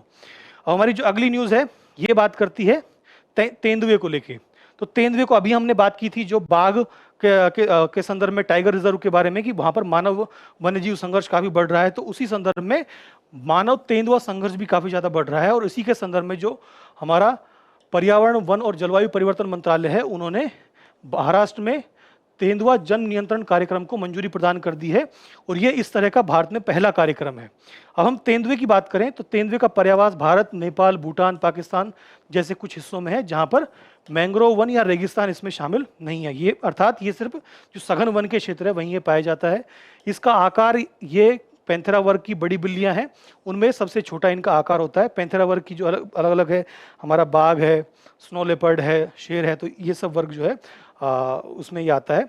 शिकार क्या करता है, ये शाकाहारी जानवरों की छोटी प्रजातियों का शिकार करता है, जैसे चीतल, हॉग डियर, जंगली सुअर, इनका शिकार करता है। इसका आकार भी आप देखोगे तो ये अपेक्षाकृत रूप से थोड़ा छोटा होता है। विशेषताओं में ये निशाचर होता है और अपना अधिकांश आराम ये समय पेड़ों के ऊपर करता है, यानी कि पेड़ों के ऊपर ही ये रहता है, वहीं ये आराम करता है और जमीन का उपयोग केवल स्थान बदलने के लिए करता है या फिर शिकार के लिए ये करता है। संरक्षण की स्थिति की बात करें तो IUCN रेड लिस्ट में इसका नियर थ्रेटन्ड है और साइट्स में ये परिशिष्ट वन में ये सूचीबद्ध है। साथ ही 1972 का जो हमारा वाइल्ड लाइफ प्रोटेक्शन एक्ट है उसकी अनुसूची 1 में ये सूचीबद्ध है। तो ये इसकी संरक्षण स्थिति हो गई। तो ये हमारे जो तेंदुए के बारे में हमने बात कर ली। और हमारी अगली न्यूज़ है संयुक्त राष्ट्र साइबर संधि को लेकर के। अब क्योंकि डिजिटल अरेस्ट जैसी जो साइबर अपराध हैं वो भारत में लगातार बढ़ते जा रहे हैं, तो उसी संदर्भ में जो सुप्रीम कोर्ट है उन्होंने केंद्र सरकार को कहा है कि संयुक्त राष्ट्र साइबर अपराध अभिसमय या संधि को अभिपुष्ट करने का निर्णय अभी हमें लेना चाहिए। तो ये संधि क्या है? तो ये संधि गंभीर अपराधों के लिए इलेक्ट्रॉनिक साक्ष्यों के संग्रह, साझाकरण, उपयोग हेतु पहला सार्वभौमिक कानूनी रूप से बाध्यकारी ढांचा है। अर्थात जो भी इसका संधिकर्ता देश होगा उसे अपनी जो जानकारी है वो साझा करनी ही होगी और इसी कारण से जो हमारी भारत सरकार है वो इसको इसमें हस्ताक्षर करने में कहीं ना कहीं संकोच कर रही है, क्योंकि ये कहीं ना एक बाध्यकारी ढांचा है। अपराधीकरण की अगर हम बात करें तो साइबर निर्भर दुष्कृत्यों को अपराध घोषित करता है ये। साथ ही ऑनलाइन धोखाधड़ी, ऑनलाइन बाल यौन शोषण, अंतरंग छवियों के गैर सहमति से प्रसार जैसे अपराधों के संदर्भ में भी ये प्रावधान करता है। इसके अंगीकरण की बात करें तो 24 दिसंबर 2024 को जो UNCA है, जो हमारी संयुक्त राष्ट्र महासभा है, उसने इसे अपना लिया था और इसका जो सचिवालय है वो संयुक्त राष्ट्र मादक पदार्थ और अपराध कार्यालय, ये इसका सचिवालय है ना। तो इसको जो हमारा सुप्रीम कोर्ट है वो कह रहा है कि भारत को भी इसे अभिपुष्टि इसकी कर लेनी चाहिए, लेकिन जो अंतिम निर्णय होगा वो तो सरकार का ही होगा। वो सभी प्रावधानों को ध्यान में रख करके इस पर निर्णय लेंगे। अब जो 16वां वित्त आयोग है वो चर्चा में है अभी, क्योंकि जो हमारा 15वां वित्त आयोग है उसकी अनुशंसाएं जो थी वो 2025 तक थी। तो अब आने वाले अगले 5 साल होंगे उनके लिए यहाँ पर जो निर्णय है या जो राज्यों के साथ में किस प्रकार से जो वित्त है, वित्त का बंटवारा किया जाएगा, उसके संदर्भ में वित्त आयोग यहाँ पर अनुशंसाएं देगा। और 16वें वित्त आयोग ने अपनी रिपोर्ट जो है वो भारत के राष्ट्रपति को सौंप दी है और जिसकी अवधि 2026 से 2031 होने वाली है। इसके अगर हम गठन की बात करें तो अनुच्छेद 280(1) के तहत राष्ट्रपति द्वारा इसका गठन किया जाता है और इसके जो अध्यक्ष हैं 16वें वित्त आयोग के वो अरविंद पनगड़िया हैं, जो नीति आयोग के पूर्व उपाध्यक्ष भी रहे हैं। नीति आयोग के अध्यक्ष कौन होते हैं ये कमेंट में बताइए आप।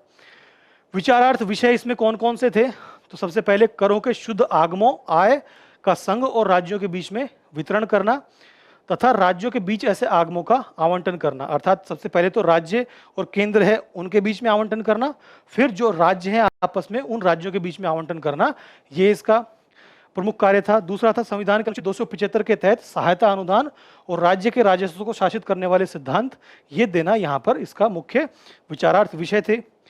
अब संबंधित राज्य वित्त आयोग की सिफारिशों के आधार पर पंचायतों, नगर पालिकाओं संसाधनों की पूर्ति के लिए किसी राज्य की संचित निधि को बढ़ाने हेतु आवश्यकता उपाय ये देना, ये भी इसका प्रमुख विषय रहा है। तो इन 3 आधार पर इसने अपनी अनुशंसाएं दी हैं और वो रिपोर्ट इन्होंने पेश कर दी है। अब वो रिपोर्ट संसद के पटल पर आएगी, राष्ट्रपति वहाँ भेजेंगे और उस पर चर्चा की जाएगी। तो जब ये आएगा तो उसे फिर हम विस्तार से कवर करेंगे कि क्या अनुशंसाएं 16वें वित्त आयोग ने दी है। अभी अजय वॉरियर ये एक युद्धाभ्यास है, ये युद्धाभ्यास चर्चा में रहा है और ये युद्धाभ्यास भारत और यूनाइटेड किंगडम के बीच में है और इसका 8वां संस्करण राजस्थान में शुरू हुआ है। 2011 में पहला शुरू हुआ था और भारतीय थल सेना और ब्रिटिश थल सेना के बीच में ये प्रति 2 वर्षों में आयोजित किया जाता है और संयुक्त राष्ट्र के मैंडेट के तहत आयोजित यह युद्धाभ्यास शहरी परिवेश में आतंकवाद रोधी अभियानों पर यह केंद्रित है। तो अजय वॉरियर किससे संबंधित है? आतंकवाद रोधी अभियानों से और विशेष रूप से शहरी क्षेत्रों में। ठीक है, तो ये हमारा न्यूज़ हो गई। अब हमारी नेक्स्ट न्यूज़ है पृथ्वी प्रणाली विज्ञान परिषद। तो ये पृथ्वी विज्ञान मंत्रालय द्वारा जो अलग अलग स्वायत्त संस्थान इसके तहत थे, उनके बेहतर संचालन के लिए यहाँ पर अब पृथ्वी विज्ञान प्रणाली विज्ञान परिषद का गठन पृथ्वी विज्ञान मंत्रालय ने किया है। इसका उद्देश्य क्या है? तो यह शासन और सहयोग में सुधार के लिए जो पृथ्वी विज्ञान मंत्रालय है उसके 5 स्वायत्त संस्थानों का समन्वित ढांचे को अब एक साथ में कर दिया गया है। इसकी अध्यक्षता केंद्रीय पृथ्वी विज्ञान मंत्री करेंगे और इनका प्रयोजन प्रशासनिक कार्यों के दोहराव को समाप्त करना है और समग्र सरकार दृष्टिकोण को बढ़ावा देना है। अर्थात जो पहले यहाँ पर 5 स्वायत्त संस्थान थे वो अलग अलग काम करते थे, तो कहीं ना कहीं निर्णय लेने में देरी होती थी और कहीं ना कहीं जो कार्य प्रणाली है वो बाधित होती थी। तो अभी ने एक साथ एकीकृत कर दिया गया है, जिससे जो कार्यों का दोहराव है वो समाप्त हो गया और यहाँ पर जो सरकार का एक दृष्टिकोण है वो एक साथ यहाँ पर लागू किया जा सकेगा। इसकी जो संरचनाएं हैं वो यहाँ पर जो 5 संस्थान है वो अपने अधिशेषों का पालन बरकरार रखेंगे, लेकिन सामान्य समितियां एकीकृत वार्षिक रिपोर्ट और साझा प्रशासनिक निरीक्षण का ये पालन करेंगे। महत्व की बात करें तो जलवायु संबंधी सेवाओं, आपदा रोधी तैयारियों, महासागरीय और वायुमंडलीय अनुसंधान को मजबूत करना और सार्वजनिक पहुंच को बढ़ावा देना, ये इसका मुख्य कार्य होगा इस परिषद का। तो ये परिषद जो ये 5 संस्थान है ये अपना अपना जो सामान्य जो इनका वैज्ञानिक कार्य है वो ये करते रहेंगे, लेकिन जो यहाँ पर प्रशासनिक कार्य थे और जो इनकी फाइंडिंग्स थी उन फाइंडिंग्स को बेहतर रूप से यहाँ पर उनका उपयोग करना और कहीं ना कहीं जो जलवायु परिवर्तन से संबंधित जो हम चुनौतियाँ देख रहे हैं, आपदा रोधी जो हम चुनौतियाँ देख रहे हैं, उन सब का एक समन्वित उपयोग, पूरे डेटा का एक समन्वित उपयोग करना इसका मुख्य उद्देश्य है। अभी सेंटिनल-6B भी चर्चा में रहा। तो सेंटिनल-6B क्या है? तो ये एक उपग्रह है जो कैलिफोर्निया के वांडेनबर्ग स्पेस फोर्स बेस से इसे फॉल्कन 9 रॉकेट से इसे प्रक्षेपित किया गया है ना। ये यूएसए और जो यूरोपीय अंतरिक्ष एजेंसी है दोनों का एक संयुक्त मिशन है। इसका उद्देश्य क्या है? महासागरीय ट्रैकिंग उपग्रह ये है और इसमें 6 वैज्ञानिक उपकरण लगे हैं जो समुद्र में बढ़ते जलस्तर और पृथ्वी पर इसके प्रभाव का ये मापन करेंगे। इसके अपेक्षित लाभों की बात करें तो ये मुख्य रूप से समुद्री जलस्तर की वृद्धि को समझने में मदद करेगा, जिससे कि जलवायु नीतियों का यहाँ पर आकार दिया जा सकेगा और तटीय जीवन की रक्षा के लिए महत्वपूर्ण जानकारी यहाँ मिल पाएगी और समय रहते यहाँ पर तूफान और बाढ़ से जुड़ी हुई भविष्यवाणियाँ भी ये कर पाएगा। ठीक है, तो ये एक अच्छा इनिशिएटिव है जिसके माध्यम से समुद्री जलस्तर बढ़ने से किस प्रकार की चुनौतियाँ उत्पन्न हो सकती हैं वो समय रहते हम देख पाएंगे। इनिशियल पब्लिक ऑफरिंग यानी कि आईपीओ यानी कि आरंभिक सार्वजनिक प्रस्ताव ये चर्चा में है। तो ये चर्चा में क्यों है? तो जो हमारे मुख्य आर्थिक सलाहकार हैं उन्होंने कहा है कि जो ये आईपीओ है इनका उपयोग जो इन्वेस्टर्स हैं, जो इनिशियल इन्वेस्टर्स हैं वो अपना पैसा निकालने के लिए इसका उपयोग कर रहे हैं, जो कि एक अच्छी प्रवृत्ति नहीं है, क्योंकि आईपीओ का जो उपयोग है वो दीर्घकालिक पूंजी जुटाने के लिए किया जाना चाहिए, ना कि शुरुआती चरण के निवेशकों के निकास मार्ग के लिए। अर्थात जैसे हम एग्जांपल के तौर पे बात करें कि कोई कंपनी है एबीसी, है ना, इस एबीसी में जो इन्वेस्टर्स हैं एक्स वाई जेड, ये 3 इन्वेस्टर्स हैं। इन्होंने इस कंपनी में पैसा लगाया, इन्होंने 10 करोड़ रुपए लगा करके ये अपनी कंपनी शुरू की। तो अभी ये क्या करेंगे कि ये अपने जो शेयर्स हैं इन्होंने अपने 50% शेयर्स इन्होंने बेच दिए। तो ये क्या होता है कि जो आईपीओ है, आईपीओ का उद्देश्य होता है कि दीर्घकालिक पूंजी को जुटाना, और इससे मान लीजिए 50% शेयर बेचे इन्होंने और इससे इन्होंने 20 करोड़ रुपए इन्हें प्राप्त हो गए।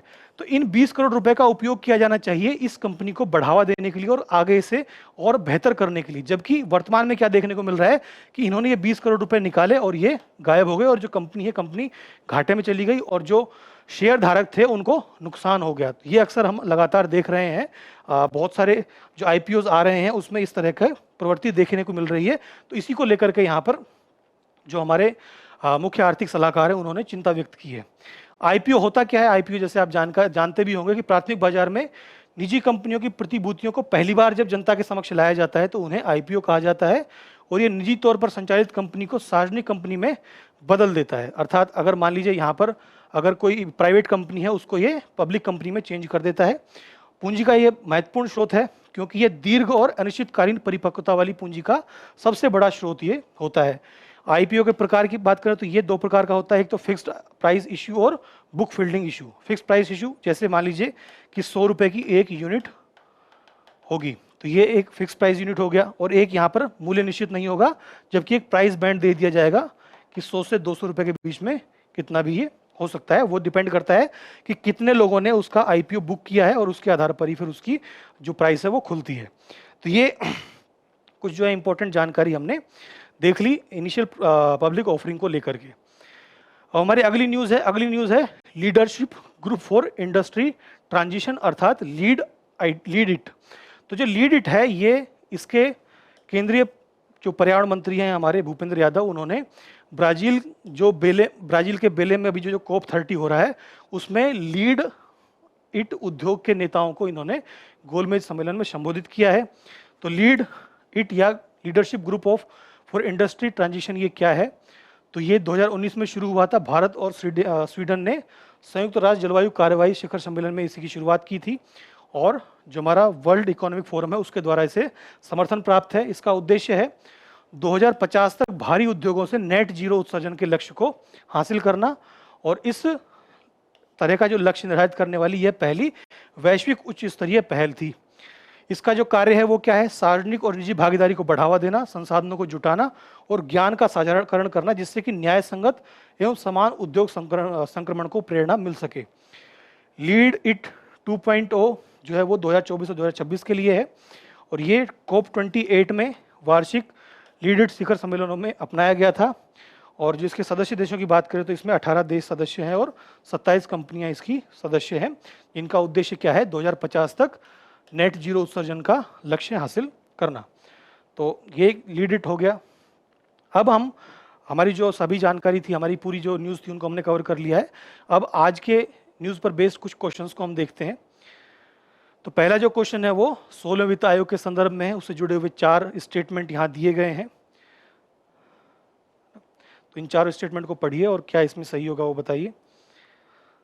सेकंड जो क्वेश्चन है वो सेंटिनल-6B उपग्रह के संदर्भ में है। तो ये उपग्रह क्या है, इसको आप ध्यानपूर्वक पढ़िए और क्या 3 स्टेटमेंट में से कौन सा सही होगा ये बताइए। थर्ड क्वेश्चन है वो लीड इट के संदर्भ में है। लीड इट के संदर्भ में 3 स्टेटमेंट दिए गए हैं, इन 3 स्टेटमेंट को ध्यानपूर्वक पढ़िए। Fourth question initial public offering के बारे में है, 3 स्टेटमेंट है वहाँ भी, उन तीनों में से कौन सा सही होगा उसके आधार पर आंसर बताइए। फिफ्थ क्वेश्चन है वो महात्मा गांधी की के संदर्भ में और मैकाले मिनट के संदर्भ में यहाँ पर है। तो ये हमारी न्यूज़ थी, हमने औद्योगिक मानसिकता, औपनिवेशिक मानसिकता के संदर्भ में इसे कवर किया था। और जो सिक्स्थ क्वेश्चन है वो प्रिसीजन बायो थेरेप्यूटिक्स के संदर्भ में है, ये क्या होती है, इससे जुड़ा हुआ ये प्रश्न है। तो इस प्रकार हमने आज की जो हमारी सारी खबरें थी उनको हमने कवर कर लिया है और हमने आशा है आप इस सेशन से लाभान्वित हुए होंगे।